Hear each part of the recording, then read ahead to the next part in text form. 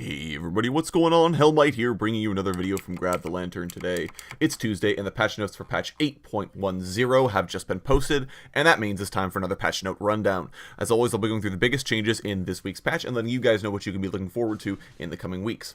Now, first and foremost, 8.10 is pretty small from a overall change standpoint. There aren't that many unique changes going on. That being said, however, there are some fairly substantial changes included in this patch, including the changes to bounties, and in addition the changes to the jungle, which are coming up. So I will go ahead and talk about those in a bit, but right now let's go ahead and start with the champion changes, which there are very few of in this patch. So if you're looking for buffs or nerfs to your main, don't get your hopes up. First, Scion is being nerfed in this patch. Right now, the Emax playstyle he has gives him way too much. He has too much wave clear, too much poke, too much long-ranged wave control. It's just way too overbearing for the champion. So Riot are giving him so that the Emax playstyle has more trade-offs with the Qmax and making Qmax a little bit more palatable for players. First, his base health regeneration has been reduced, small nerf. His E's base damage has been reduced, but the AP ratio was increased. Secondary targets no longer take more damage than the primary target, but the armor shred now applies to all enemies struck by the spell, including the enemy that was knocked back and enemies struck by the knocked back enemy. And the armor shred now lasts 4 seconds instead of 2 seconds. This means that Scion can wave clear a lot more easily with Qmax, since he can apply to the armor shred to the entire wave instead of just the first target. So it should make Qmax Scion be a little stronger and Emax Scion a little weaker.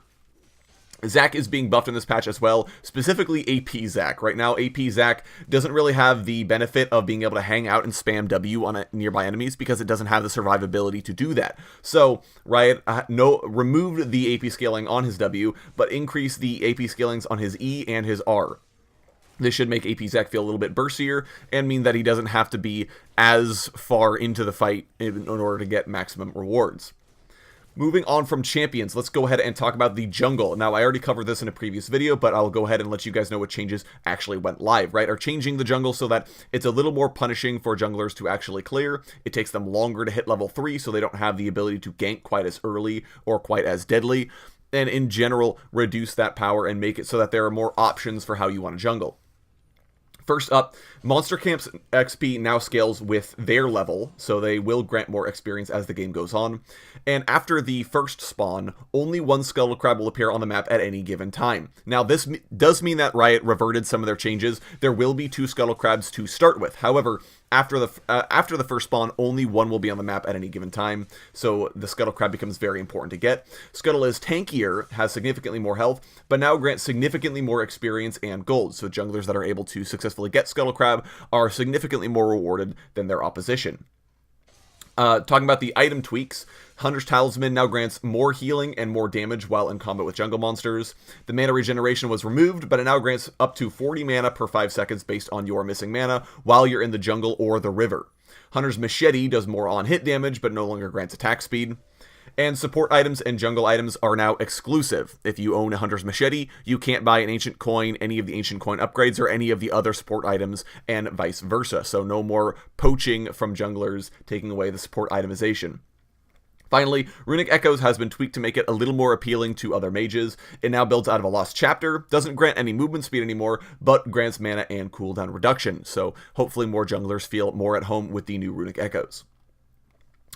Couple of smaller changes now. Warding Totem's ward duration has been increased at all levels, but the charge timer has been significantly increased. It's now 240 seconds at level 1 from 120.